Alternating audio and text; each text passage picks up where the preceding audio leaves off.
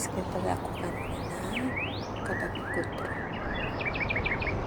or kabab vegetables. Lagyan ko pala ng tomato, potato, onions, carrots, chili spicy, bell pepper, zucchini, spring onion, and then parsley, at saka dill, at saka celery. Mga dahon nito. Kinuha ko lang siya ng maliliit.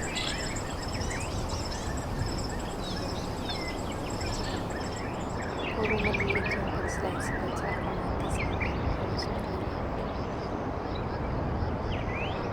Ito talaga yung mga nagawa namin. Pero sila.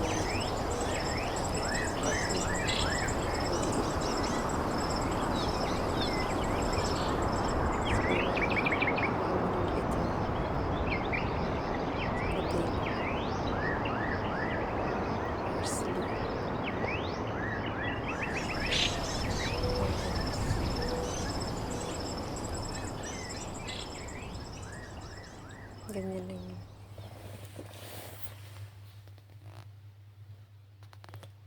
Ito yung mga ingredients na nilagay ko. Curry at saka